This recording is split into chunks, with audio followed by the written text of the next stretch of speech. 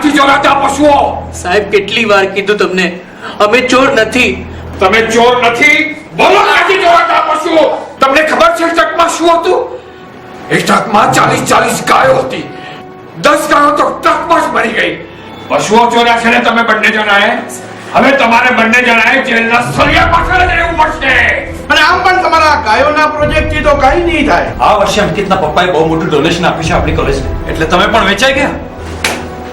You are rusticated. નથી જોતા તમે ને નથી જોતો તમારો આ ગાયોનો પ્રોજેક્ટ. સર, પપ્પા મારે તમારા જેમ ધર્મ તો દેખાડો નથી કરવો. તેજુ બેટા, તને જો મારી ઇમેજ સાથે આટલો પ્રોબ્લેમ હોય ને તો નીકળી જા મારા ઘરની બહાર. તેજુ, આજથી તારો ને મારો સંબંધ પૂરો. Just get out of my house.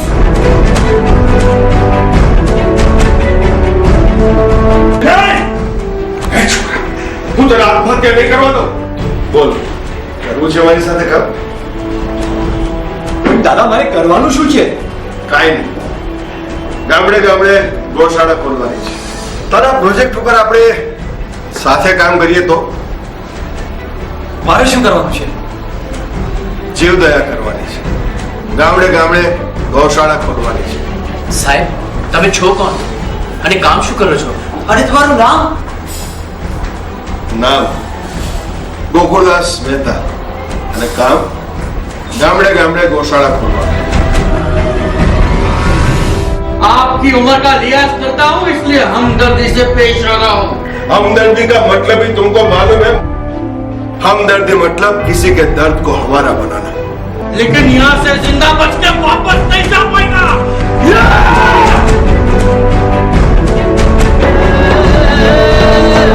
जगत जननी मातना हाड़ चाम वेचाय ने आचड़े ना फाड़ी ने आ मानस केम हरखाय। અને શું થયું તમારા લીડર ગોકુળદાસ મહેતાનું? કસાઈઓ એમની શું હાલત કરી ખબર છે ને?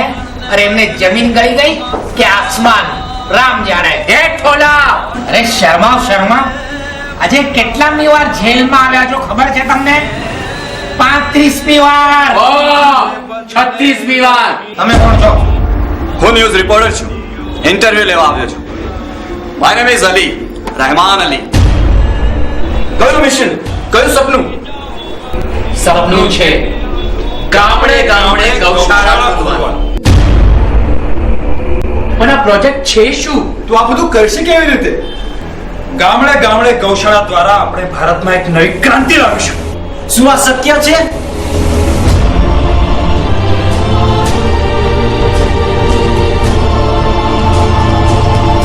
જ્યાં સુધી આપણા ભારત દેશના એક ગામડામાં ગૌશાળા ચાલુ નહીં થાય ને ત્યાં સુધી ભારત દેશનો કે ભારત દેશની પ્રજાનો વિકાસ નહીં થાય. જ્યારે તમે આ પશુઓને કાપતા કાપતા થાકી જશો ને એ દિવસે પોતાના મા-બાપને મોકલાવી દેજો કસાઈખાનામાં. કારણ કે એમને ખબર છે કે તમે જેને નકામી સમજીને કાપી નાખો છો ને એ ગાય નકામી નથી, પરંતુ આપણી સર્વ ઈચ્છાઓ પૂરી કરવા વાળી કામધેનુ માતા છે. भाई, अगर उन जानवरों को पाल के ज्यादा पैसे कमा सकते हैं तो हम उन जानवरों को काट क्यों देते हैं? અને કોને જીવન આપવું અને કોને મૃત્યુદાન આપવું એ નક્કી કરવા માટે ઉપર અરિહંત બેઠો છે, 1000 હાથ વાળો. ઈશ્વર, અલ્લાહ, જીસસ એ બધા નક્કી કરશે. મારા મા બાપનું ધ્યાન રાખજો. બેટા, તારા મા બાપની ચિંતા નહીં કર. પેલા અમને એમ કે તારી પર કોણે હુમલો કર્યો? મને કાપી નાખો. આપણે કોર્ટનો કેસ નહીં જીતી શકીએ. અરે બુદ્ધે, તું હે કોણ? પ્રભુ વીરનું સંતાન છું ને આદેશ્વરનો વંશજ છું હું.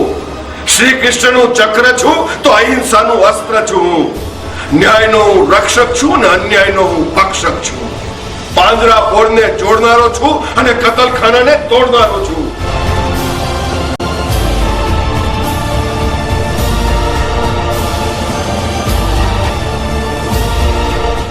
હવે તો ગામડે ગામડે ગૌશાળા ખોલીને જ રહીશું.